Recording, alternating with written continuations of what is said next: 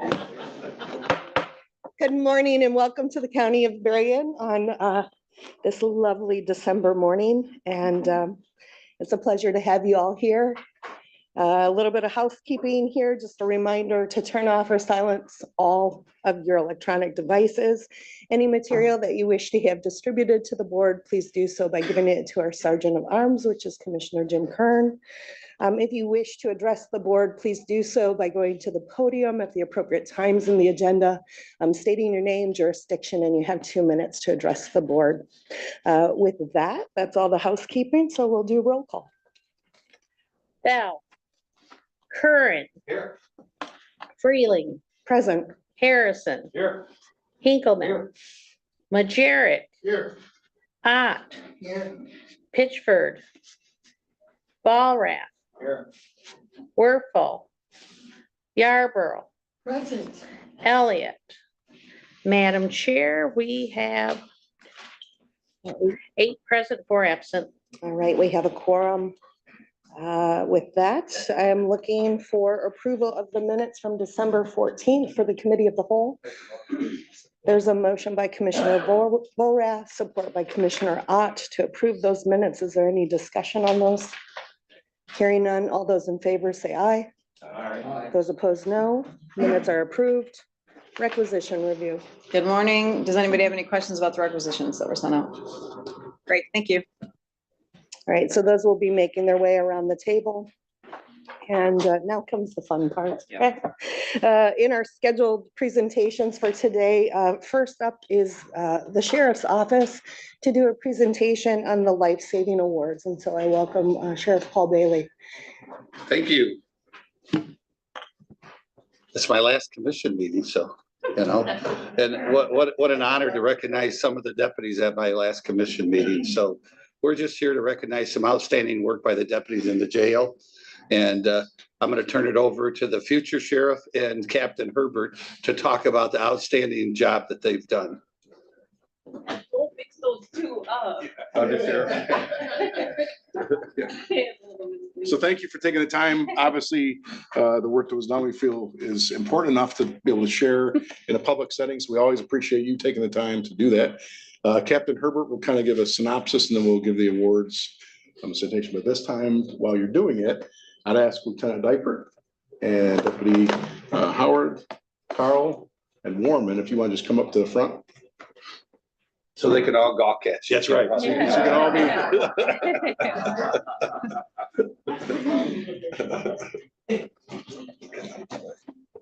You good? You're good. All right. You're good. Thanks for letting us steal the show really quickly this morning.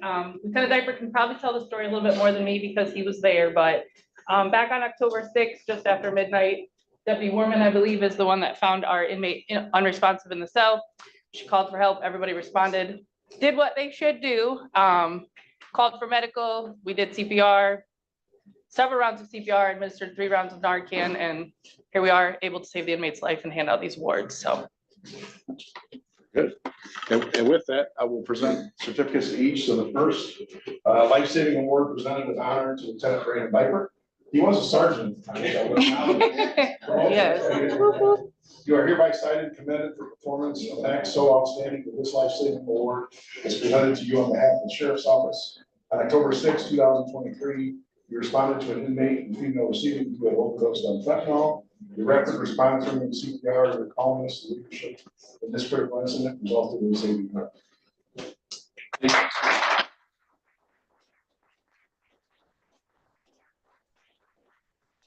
The other 3 are the same, but same thing, life-saving award presented with honor, Deputy Alyssa Carl. You're hereby cited and commended for performance of an act so outstanding that this life-saving award is presented to you on behalf of the Sheriff's Office. On October 6, 2023, you responded to an inmate and female receiving who had overdosed on fentanyl. Your rapid response and intervention in this critical situation resulted in the saving her life.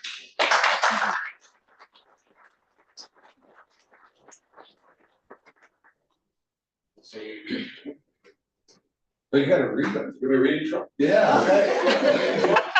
Gonna drag this out. They just have IS next, they're boring. It's his last one, so it's going out. Lifesaving Award presented with honor to Deputy Ashton Howard. You are hereby cited to commend the performance of an EXO outstanding. This lifesaving award is presented to you on behalf of the Sheriff's Office. On October 6, 2023, you responded to an inmate receiving who overdosed on fentanyl. Your rapid response and intervention in this critical situation resulted in saving her life.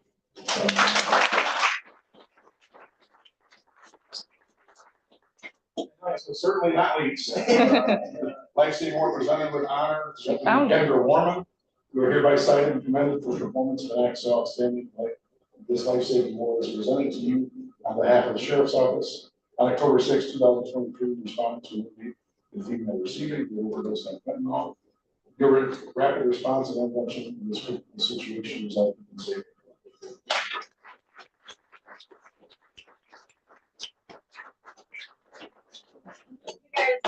Get on both sides. Yeah. So now we'll do the photo ops and absolutely. Captain.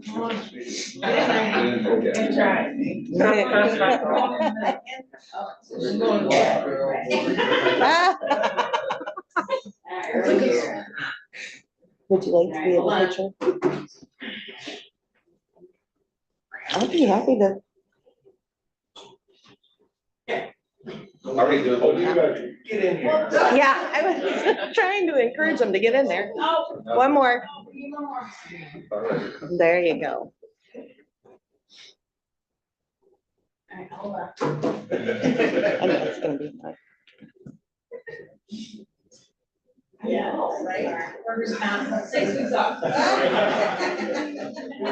What interview you like? Well.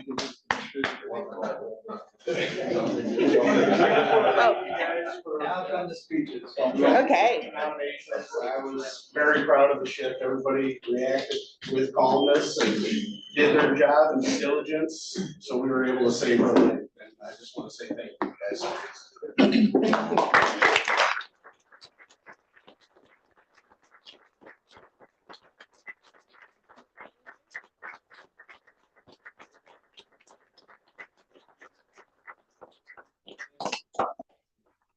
This is your show now.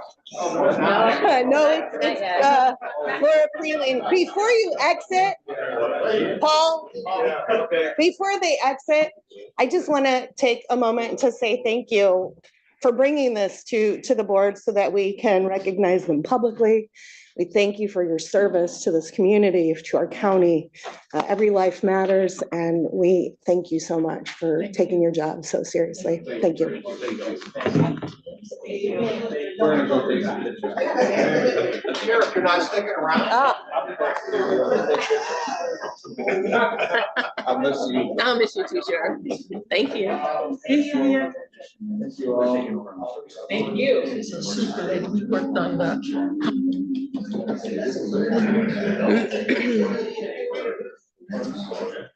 All right, while they are exiting the room to take some photos to mark this moment, we're going to move forward on the agenda. And we now have the Registrar of Deeds, Laura Freeling, here to present to us an update. Yeah, thank you. Welcome. Thank you. Thank you. Thank you very much. I appreciate the opportunity to speak to you guys today about Property Alert. So in November of 22, the Register of Deeds office launched the GovOS Cloud Search. Cloud Search is a powerful, user-friendly, but powerful search engine that simplifies the searching process for those that aren't familiar with land records.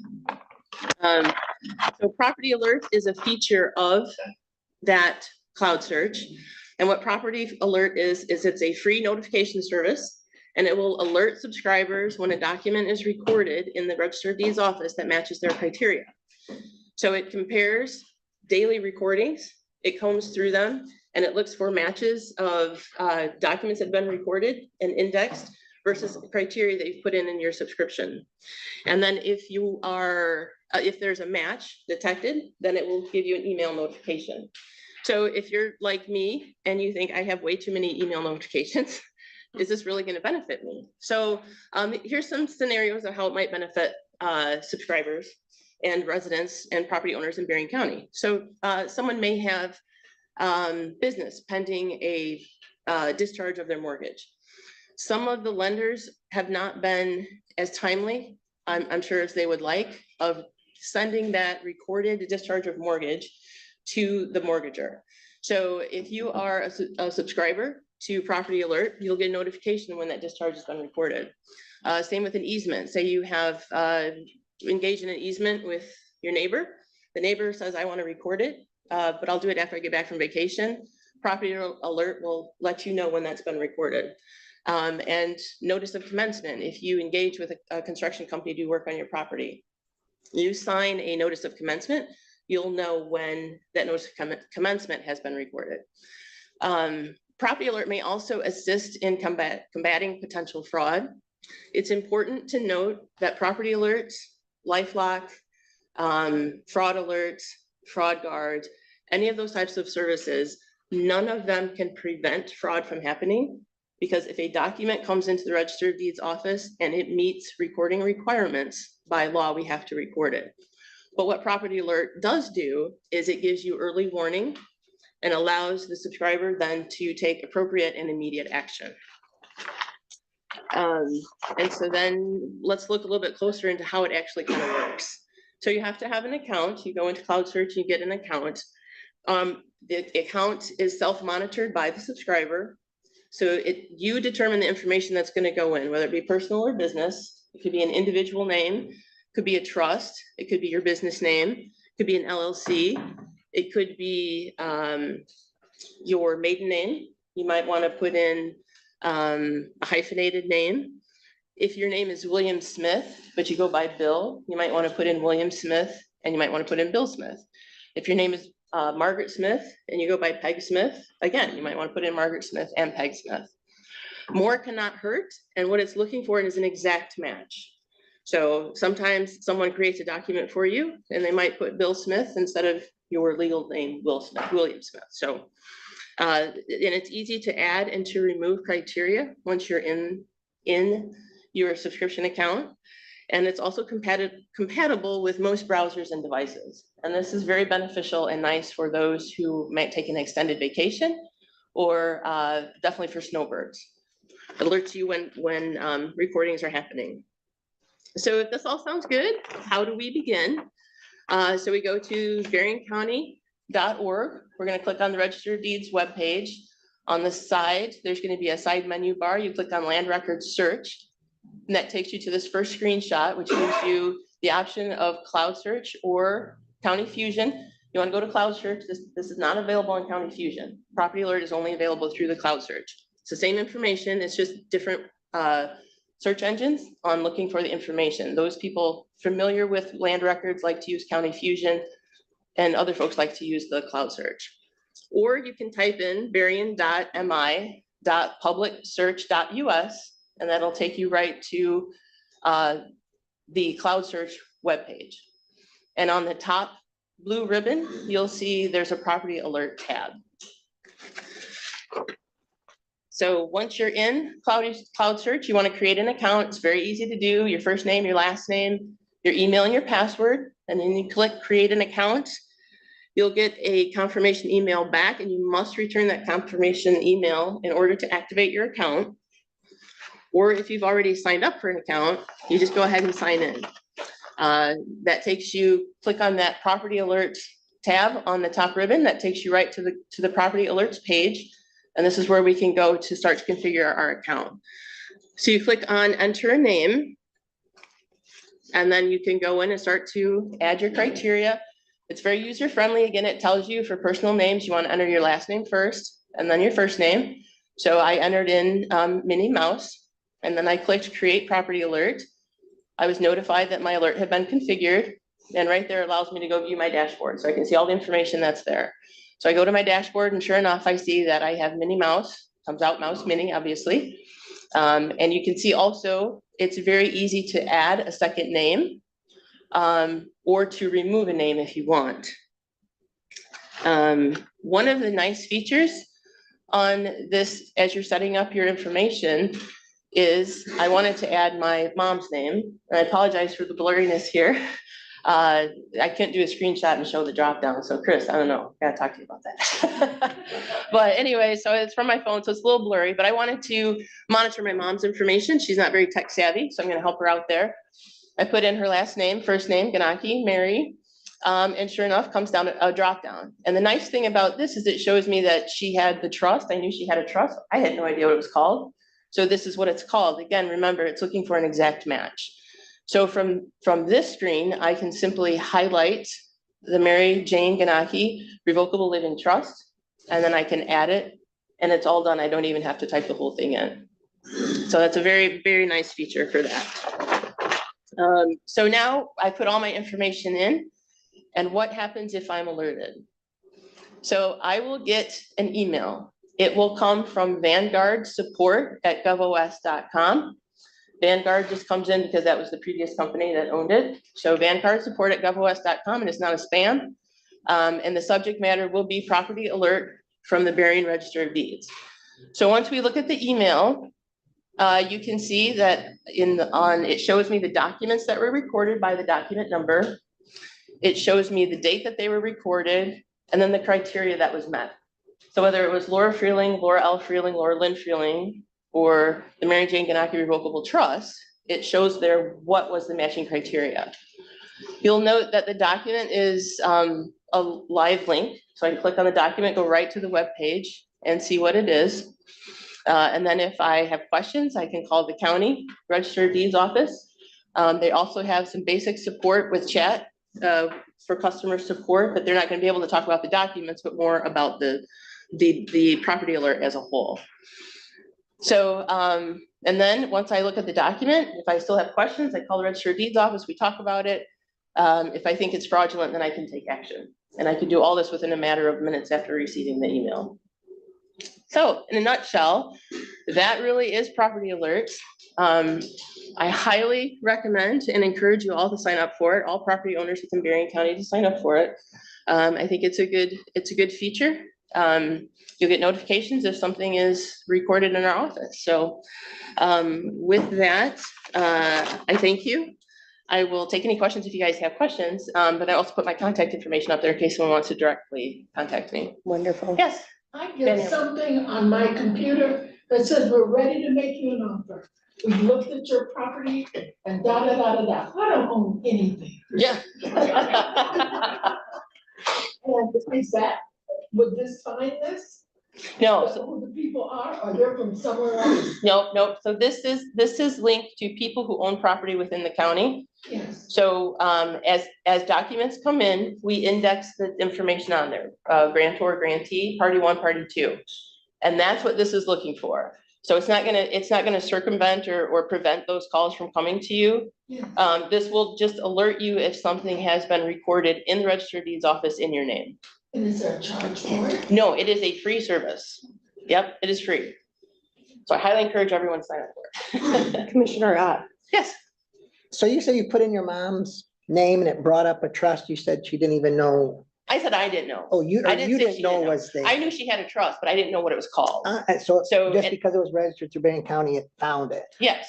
Will eventually this ever go out to do a national search for things like that? You know, like out there? So- Or is you gonna keep it specific for Berrien County? This is only going to be for Berrien County, Okay. but I believe if you've heard of LifeLock, Yeah, but. okay, they promote, they can do anything, anywhere. All they're doing is looking through our records as we upload them daily. Okay. So this just gotcha. does the same thing, but only For within the Berrien county, County, okay. correct? Yep. are there other questions? So, Commissioner Hinkle. forgive me, but what stops Mike. somebody else from creating an account? What stops somebody else from creating an account, typing in your name and finding information out, more information about you by typing in somebody else's name? I type in Bob's name. I want to find out, I want to create an account, but I want to know what property, what stops that? So nothing, because all of the information within our records is public information. So you could monitor, you could put in Bob Harrison or Robert Harrison. You will only be notified if something is recorded in his name. And then can you look at it? You can link on it because you have put in his name. But again, that's all public information. So you'll just see what was recorded. So it makes it easy for you to. It's, Yeah.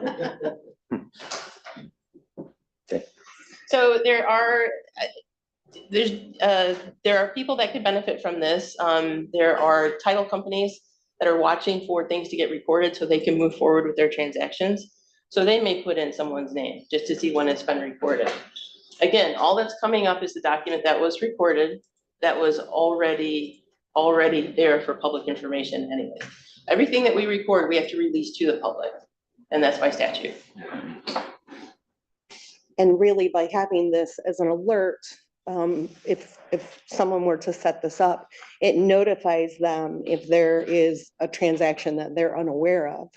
Because they do know that there is a rise in fraudulent sort of transition of titles and things like that. And Yeah. having a claim, and sometimes the wheel moves so slowly that you're not notified as the property owner until a month, 2 months later, and then you're scrambling to try and get things back where. That's correct. That's correct. And so if a fraudster does do that, again, if it comes into our office and it meets recording requirements by statute, we have to record it.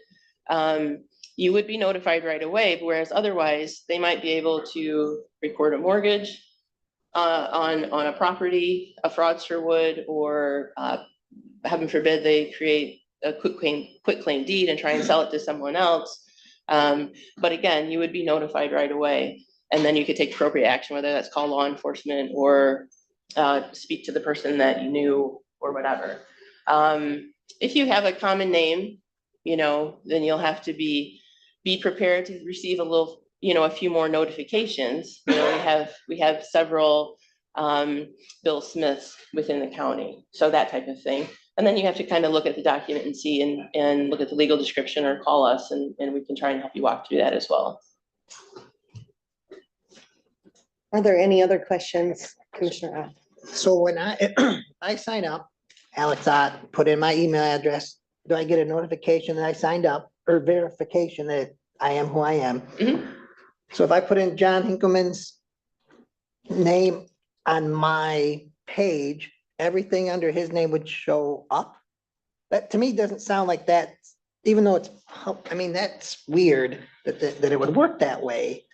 Because like you said, title companies now could log on to your website, create an account, enter my name, Terry's name, and then see all our property, all our. So you have to understand that people are searching our records daily anyways. There are attorneys, there's title companies, there's surveyors, there's lenders. Everyone looks at those records anyways. This is just a notification to help the subscriber that it's been recorded. Yes, yeah.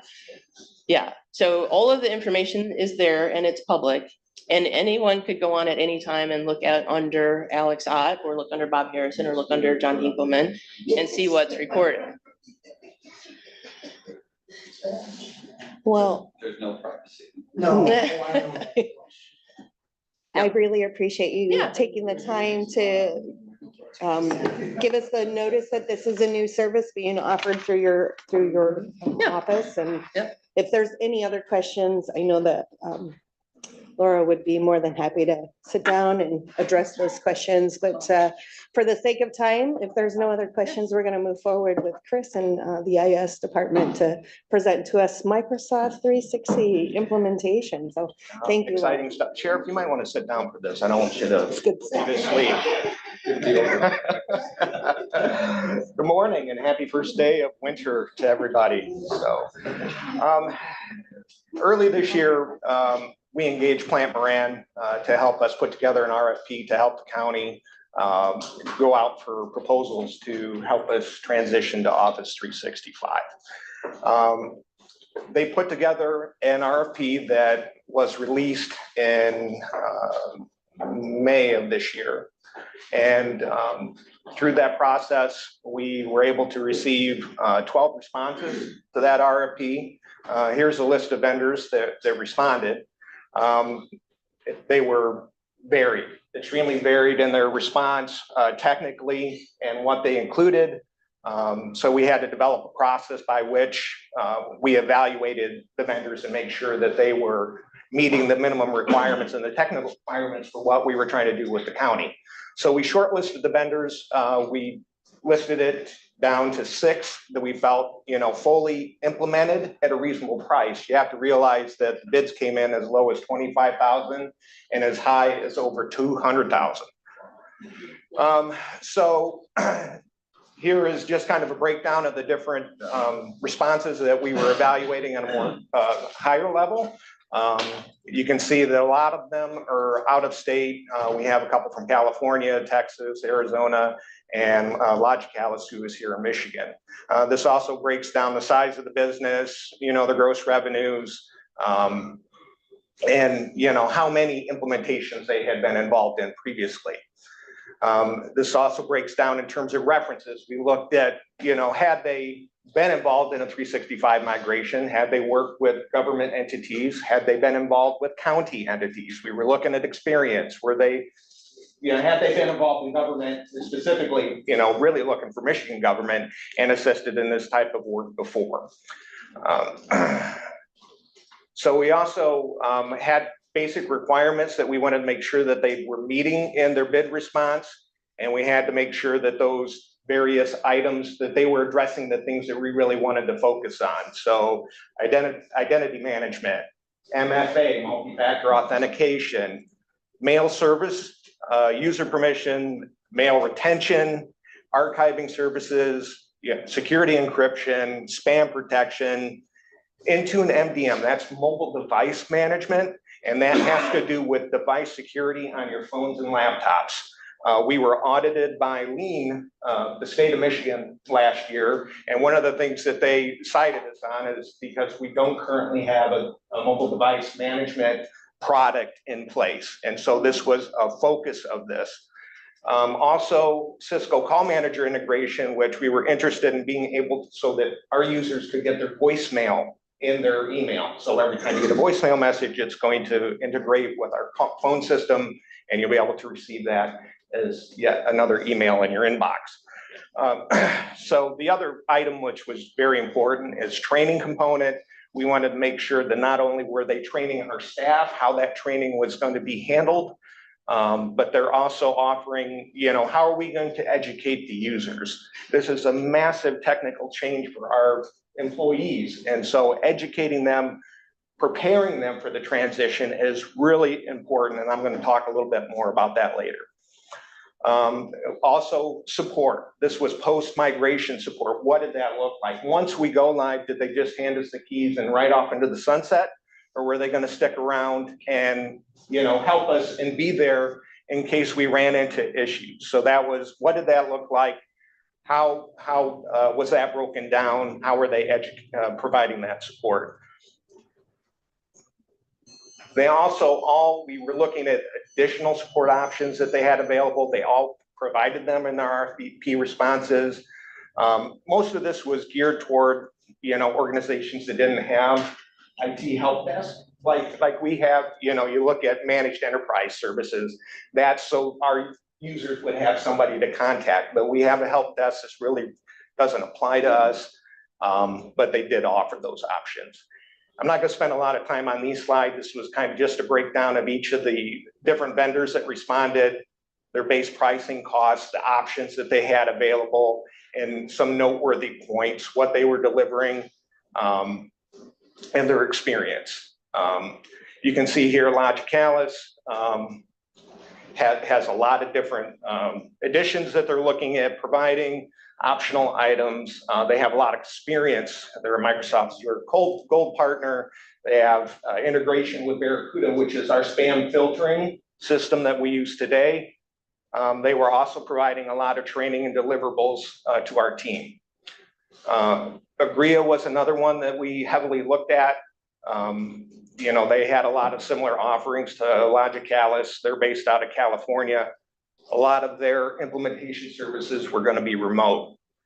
Rackspace, SPJ Designs was another one we evaluated, and Zones. This is a breakdown of cost, including some migration tools that they were going to use. And you'll see here how it breaks down, Trace3 being the lowest and Zones being the highest.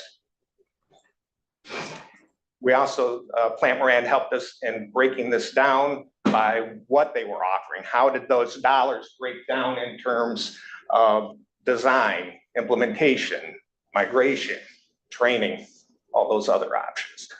Other represents like project management, configuration, Intune configuration, and business analysis task. This is also comparison providing the number of hours that they were quoting to complete that task. You can see that's kind of, all over the board, and then how those hours were breaking down. This is analysis of how a comparison of cost versus hours, what those hours were costing the county. And so after going through the process, we met, we basically narrowed it down to our top 2 contenders, and that was Agria and Logicalis. I went to, we had a second layer of interviews with them. And then after that second set of interviews, we concluded at that time that and Plant Moran agreed that Logicalis was the best option. They had the most experience. They had experience with the county systems. We use them for other things currently. They're in Michigan, so it was the obvious choice. So I met with Finance Committee back in September and asked to go into negotiation with Logicalis so that we could get a contract together. That was approved. I've spent the last several months in September getting the details of that contract ironed out. And that's what I'm going to be presenting to Finance today. The thing to note about the contract is when it was proposed in the RFP, there were some items, and I talked to Thaddeus about this, that weren't fixed. So there was potential that, the amount or cost of their support during the implementation could change. So I negotiated a fixed amount. I also thought we needed a data migration tool to help us migrate our email from Zimbra into the Microsoft 365 platform. And so this is the tool component that is recommended by our Zimbra vendor that we need to use to migrate that data completely into the Azure cloud.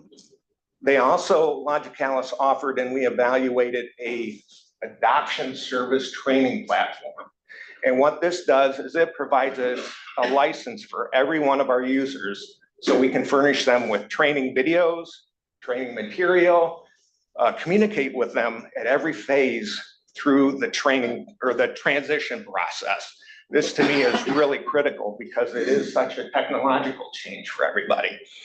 I'm also proposing in the final project that because it is technically complicated, there are a lot of moving parts. There's always things that are unanticipated. So I'm adding a time and materials contingency, which is only to be used if we come to a point and said, oh, we didn't plan for that particular thing, or we didn't think about that. So this is a bank of hours that we can tap into during the project to use with Logicalis in case we run into those situations. If we don't need it, then it doesn't get used. So as negotiated, the final contract ends up at a little over $143,000. And that's my recommendation, and I feel that is the best way for the county to move forward and transition into this platform. So what does that mean as far as impact to the county? So there are a lot of changes. We've all talked about and heard about multi-factor authentication. So that is done through an application on your phone or a physical hardware device, a USB security key, a YubiKey, which you plug into your computer. And that's the standard method that we're going to be working on going forward. Technically, I've mentioned the different look and feel. 365, although it functions very similarly, it's going to look different to our users. Some of the benefits, this transition is going to allow us access into your email archive. So that's something that we limit today. And so we're gonna open that up to our users. Plus, they're also gonna be able to see visibly what we're blocking in terms of spam, blocked email. We all have that, our help desk gets a lot of calls. It's like, I'm expecting this email, whereas it has been blocked, those type of things. And that's gonna allow users visibility into that. It also, this project will open us up to future capabilities, SharePoint, Microsoft Teams, OneDrive, collaboration with outside entities. We'll be able to share documents with state and local organizations and their users and have live document editing. And then finally, I spoke about this CJIS compliance component. So that will, bring into mobile device management and identity management through the Azure cloud. So we're already doing that. We started that with integration to the financial package Venus earlier this year. And recently Adobe, I think, was one of the last ones we just started integrating. Yes, nice. Do you have any questions? Are there any questions for Chris and her team? When you integrate us into 365, are we going to Outlook for our email or?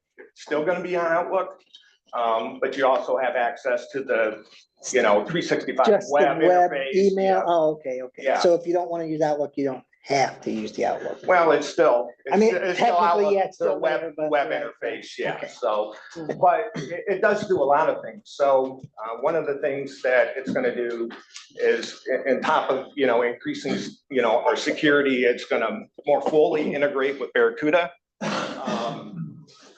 It's also gonna allow us to do some contextual rules.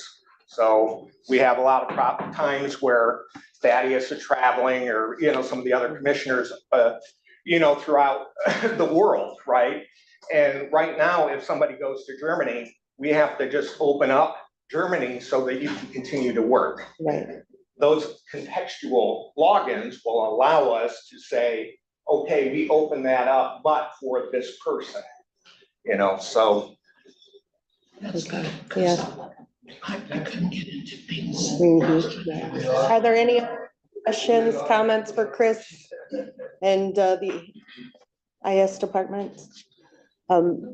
My comment, Chris, is thank you for the work. I know that this has been a long process Very long. for you all to work through, and I think that you have done your due diligence to be really purposeful in what you're bringing to the county to help move it into that next generation of needs. Everything tends to be migrating to a cloud platform, and there are a lot of unknowns as it relates to the cloud and what is needed just for security purposes. And so thank you for being mindful of that. I want to, extend my thanks to the board. Everybody has been very supportive of our initiatives over the years. And I especially in talking with other administrators in other counties, I'm just very appreciative of everything that you do to support us. And, we're doing our best. Kip and his team, I have Kip here today. They've worked diligently to improve our network and our security. And there's so many things that go on behind the scenes that nobody even knows about. And it's because of that hard work that they do. So I have a very talented team. I think when, things run smoothly, that's a testament to how great your department is, right? Because it's just smooth, and so it's kind of out of sight, out of mind. We click a button and there it is. So thank you. But when we're doing things right, that's how it works, and. Right. Well, if there are no other questions or comments for Chris, thank you very much for your time and updating us. We'll see you in finance. We're going to open it up now into the agenda for public comments. If there's anyone that wishes to address the board, now's the time to do so. Oh, I see them running to the podium. Whew. We're going to be here a while.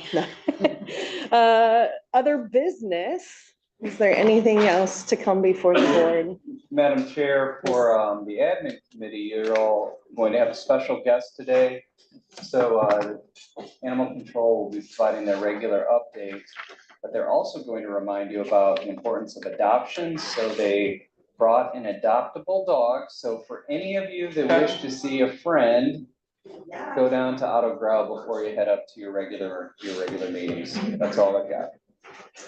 Thank you. And we stand adjourned. Yeah.